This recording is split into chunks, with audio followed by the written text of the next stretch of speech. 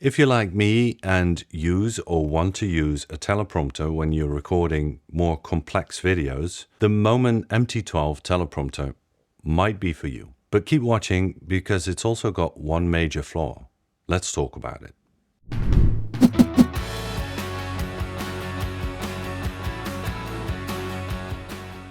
If you're new here, I'm Sebastian and welcome to the channel where I talk about Lumix cameras and all things video and audio related. Moman sent me this teleprompter, but they didn't require me to make a video. This video does have a sponsor though, OBSBOT.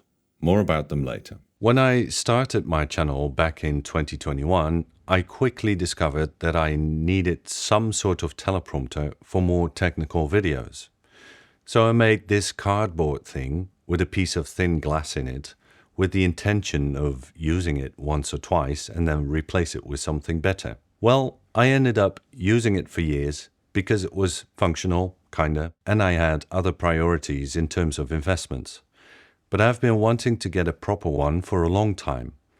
Not just for YouTube videos, but also for client work where the client is giving a training or a presentation. A teleprompter can sometimes be very helpful. So when I first used the Moman MT12, I immediately realized how crappy my DIY teleprompter was. The text reflection was always a bit blurry. I had to put an extra tripod in front of the camera to put my cardboard prompter on.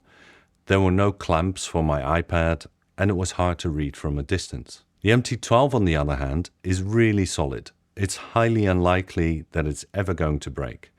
It's all solid aluminium with a solid clamp for a tablet, adjustable camera mount with a Manfrotto style plate included, adjustable angle of the beam splitter glass, good quality cover that goes around the lens, and many 1/4-20 threads on the side and bottom of the prompter, but also on the top side of the frame that's holding the glass. I have my Sennheiser EWDP receiver and a V-mount battery attached to the sides, for example. The package comes with a somewhat cheap-feeling carrying case that does the job and a remote.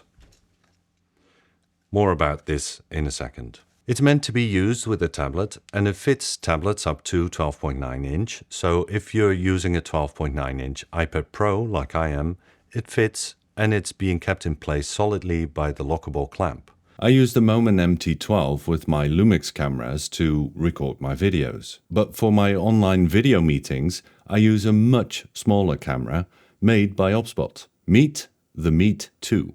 It's an absolutely tiny 4K webcam that comes with a small mounting plate, or stand if you will, that it magnetically attaches to. It's got a 1/2 inch center and an f1.8 aperture. It's also got a lot of the AI functionality we see in something like the OBSBOT Tail Air, like auto framing and gesture control. The face detect autofocus system ensures perfect focus, but if you prefer manual control, you can do that as well, because the Meet 2 is compatible with the OBSBOT Center app. It allows you to control focus, exposure, white balance, noise reduction level for the audio from the built-in microphone, and image controls like contrast and saturation, but also all kinds of settings that should make you look prettier.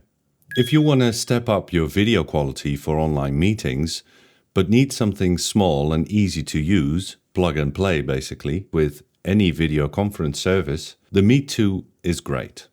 If you use my code, you'll get 10% off. Also nice as a gift to a friend or family during the holiday season. Big thanks to OBSBOT for sponsoring this video.